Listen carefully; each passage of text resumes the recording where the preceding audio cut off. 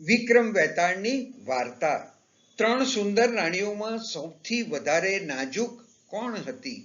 સ્મશાનમાં જઈને સિદ્ધ વડ પરથી વિક્રમાદિત્ય ફરીથી વેતાળને નીચે ઉતાર્યો। તેને પોતાની પીઠ પર મૂકીને શાંતિથી યોગી તરફ ચાલવા માંડ્યો। થોડે આગળ ચાલ્યા પછી રાજાની પીઠ પર બેઠેલા વેતાળે કહ્યું, રાજા, આશ્ચર્યજનક! રાત્રે આ ભયાનક સ્મશાનમાં તમે ડરતા નથી। તમે તે યોગીની સલાહનું પાલન કરીને ખરેખર સખત મહેનત કરી રહ્યા છો।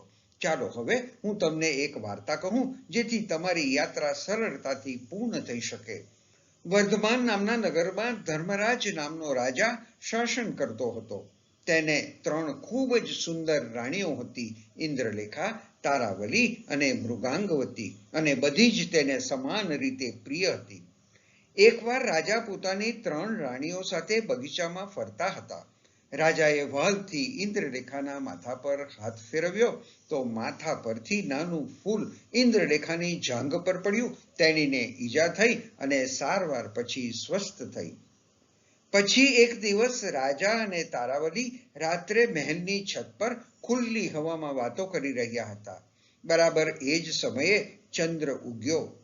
તારાવલીના શરીર પર ચાંદની પડતા જ તારાવલી બોલી, ઓહ, હું બળી ગઈ।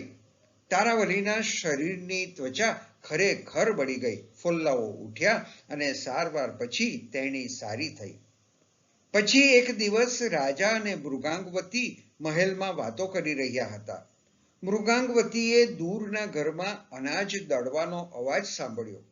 મૃગાંગવતી રડતા રડતા બોલી, ઓહ, હું મરી ગઈ।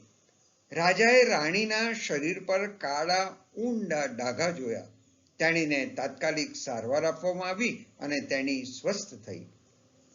આ વાર્તા કહ્યા પછી વેતાળે પૂછ્યું, હે રાજા, મને કહો, આ ત્રણ સુંદર રાણીઓમાંથી સૌથી નાજુક અને સંવેદનશીલ કોણ હતી?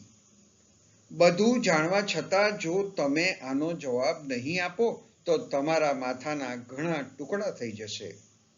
વિક્રમાદિત્યનો જવાબ શું હશે? કલ્પના કરો। રાજા વિક્રમે કહ્યું, મૃગાંગવતી જ, કારણ કે પહેલી બે રાણીઓને ફૂલ અને ચંદ્રપ્રકાશના સ્પર્શથી ઈજા થઈ હતી। ત્રીજી રાણીને માત્ર દૂરના અવાજથી અસર થઈ હતી। મૃગાંગવતી બધામાં સૌથી કોમળ છે। રાજાએ જવાબ આપતાની સાથે જ વેતાળ તરત જ બોલી ઉઠ્યો, તમે સાચો જવાબ આપ્યો છે રાજા, પણ તમે તમારી શરત ભૂલી ગયા છો। તમે મૌન તોડ્યું છે અને શરત મુજબ હું મુક્ત છું। અને પછી વેતાળ પાછો વૃક્ષ પર ઉડી ગયો।